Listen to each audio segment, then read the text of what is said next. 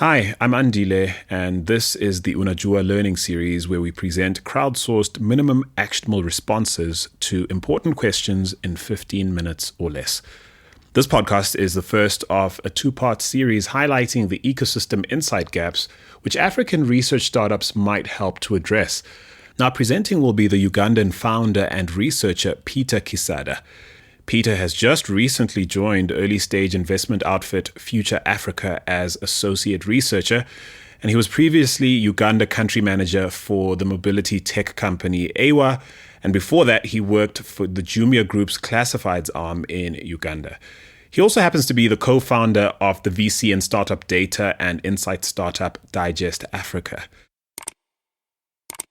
But before we dive into the episode, I'd like to spotlight African Tech Roundup's partnership with SocialStack. Now, we'll be partnering with SocialStack to launch a social token on the Silo blockchain to drive community engagement. Now, if you missed the press release, no worries, we got you. It's linked in the show notes wherever you listen. And this Wednesday, June 16th, I'll be sitting down with SocialStack co-founder and CEO Andrew Berkowitz for a podcast conversation unpacking this landmark social token project. So be sure to look out for that. And now back to the main event. A little birdie tells us that when asked about his height, Peter Kisadha typically says that he's 6 feet tall, even though when you meet him, it's quite apparent that he is in fact 5'11". Now, turns out he's not open to debate about the difference between 5'11 and 6 feet, so don't at the man, okay? Be that as it may, Peter is here to offer minimum actionable responses to the question, why would anyone launch a research insights business in Uganda?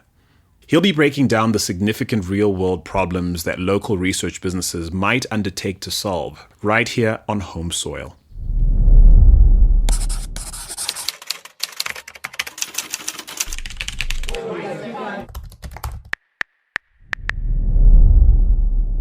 The year is 2015. That was April or May.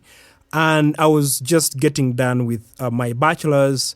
I was doing Bachelor of Statistics at Makerere University. And it was at this moment that the government of Uganda decided to ban polythene bags. So I always had this, natural instinct towards entrepreneurship. So I asked myself, hey, you know what? I'm finishing university. What am I going to do next? I always thought I could, go into business. I talked to a couple of friends, I think there were 5, and said, hey guys, you know what? I think we can start a business around this by providing substitutes to polythene bags. And we all agreed, so we pulled together a couple of resources and went into business.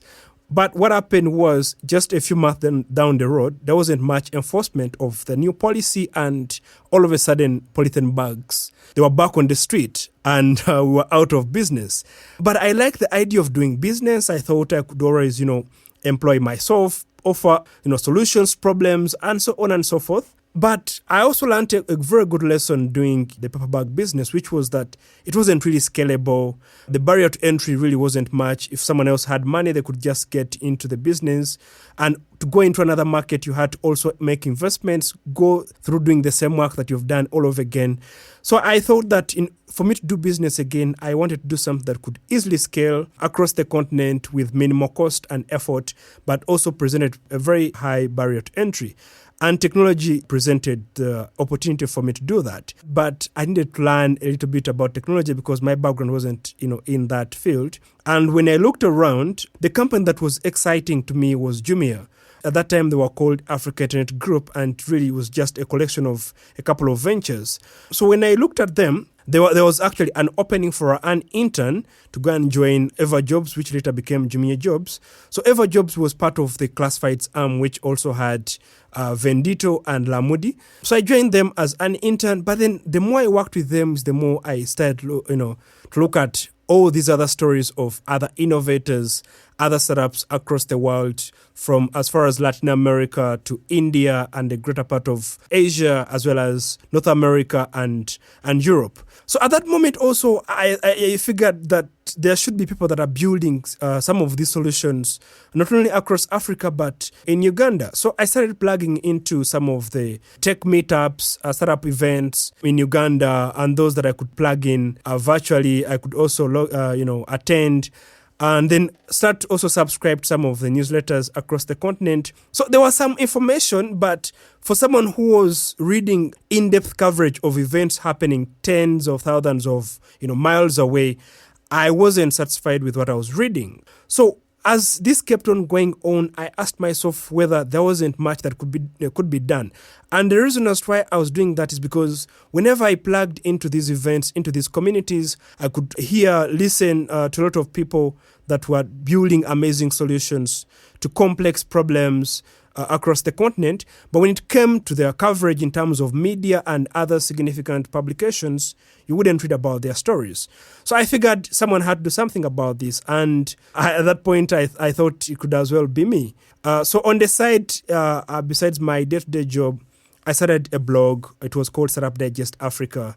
And I would just really document some of the interesting stories, sit down with the entrepreneurs, write about these stories and publish them. So for me, the goal at that point was, if the rest of the world is doing a helicopter coverage of the continent, in that they just sit wherever they are, maybe in New York or London, and they just pick up a couple of stories, I might as well be sort of the conduit or the bridge to some of these stories that are having a high impact. So that's what I did. Some of these stories were being picked up. And then as I got to learn about this, I realized how big a problem it was and how many stories were out there that needed to be covered. So after a year and a couple of months at Jumia, I decided to leave and focus on doing this full time. Just a few months after my leaving, there were more blogs that were coming up that were covering these stories. So it became a little bit less necessary for us to focus on that 100%. There was sort of a flood of stories that were coming out. But what emerged as, again, another problem, which ironically was born out of that, was that someone was getting lost in all this information, So, for example, you're reading, story from TechCrunch, from Disrupt Africa, from TechCabal, and all these other, platforms. You were getting lost. You couldn't make sense of all this information that was coming at this fast pace. So we figured that we could, just morph into sort of an intelligence platform. And our focus at that point was very simple. Just provide data and insights into startups and venture capital across Africa. So that was, I think, around late 2017, early 2018. That was the decision that we took. So the reason as why I'm giving you this story is to show you that it wasn't us waking up one day and say, you know what, we are going to build a research startup and we are going to be based, in Uganda, in Kampala. No, that wasn't the case. What happened was we were curious about, entrepreneurship. We were curious about those that are building solutions to some of Africa's biggest problems. And along the way, in us wanting to support their missions, their journeys, we found ourselves required to turn into a research startup. And then Uganda was merely, where I'm Ugandan. My other co-founder also is called Kenneth Legacy. He's also Ugandan. So we just found ourselves based in Uganda. That was it. But I strongly believe that even if I was Kenyan, even if I was South African, or even if I was, based Ugandan but based in London, I would have ended up building a research startup to support, African startups and investors, because I think I play best when I'm offering sort of a support role to those that are building for these biggest problems. And for innovation to take place, first of all, there has to be a realization that there is a problem that needs, an innovation. And how I think about a research business, especially from the innovation point of view, is your job is to highlight problems that need to be taken advantage of. So you're framing these problems, which ideally are opportunities that innovators need to look at. You're giving them the insights they need for them to approach the problem. So you're quantifying it for them.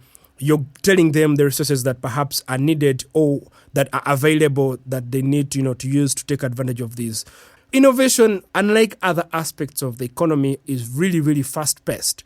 And if you're looking at it from the lens of research business being the originator of insights into the problems that need innovators, then it means that research has to match the pace of innovation, if not even be faster. Now, traditionally, what we've had as research for the innovation ecosystem, it has been development finance institutions like the World Bank or African Development Bank coming in and releasing reports on a regular basis, maybe either annually, quarterly, or maybe 5 years. But what they do is they really adjust the format of their reports, take into account what is changing. Because if you're tracking certain metrics, you need to do that over a given period of time for you to arrive at a conclusion that is meaningful. So it's good that their reports are consistent. However, if you're putting that in relation to innovation requires us to be as agile as possible, as flexible as possible. So if you're a research business and you're homegrown, my assumption is not only are you lean in your approach to highlighting these problems, but then you're also flexible. Your turnaround time is a little bit quicker. You have a better context to these problems. So you can easily say, I think there is something that is, coming up. Let's shine a light on this. Let's give it better context. Unlike, for example, someone who would say, I'm in Manhattan, or I'm in San Francisco, and I'm building a research business for Africa. Yes, you might have the best of intentions, but I still generally believe that a person who is best in here has better context, has better interface with whatever they're trying to build for. So if you're building a research business, the primary objective that you're looking at is highlighting those opportunities or those problems. Make sure that you're documenting who is building for these. Are there resources, and the resources, of course, you're looking at it from, macro level, micro level, which institutions perhaps are contributing towards these, problems. And then you're trying to not build the same way the World Bank does it. You're being flexible. If you're homegrown, you're adding a context that most of these may not be able to add. On the next installment of this UNAJUA series themed, Why Would Anyone Launch a Research Insights Business in Uganda?, Peter factors in on whether or not African research startups can in fact be commercially viable. That's next week, but before we go, come on Africa, have your say by clicking on the UNAJUA link wherever you listen and leaving us a 60-second voice note with your reaction to this episode. Or you can tweet us using the hashtag UNAJUA series or leave us a DM at African Roundup. We particularly dig it when you leave us a voice note though, because then we might scale your views on a future podcast. So go on, do the thing. Finally, we're currently pushing to enlist our first 1,000 premium members. Your support allows us to spend less of our team's precious bandwidth on sourcing podcast advertisers and content partnerships and more on publishing great content just like this. So become a premium member today by clicking the Patreon tab on our website. It's at africantechroundup.com. All right then, that's it. Till next time, do take care.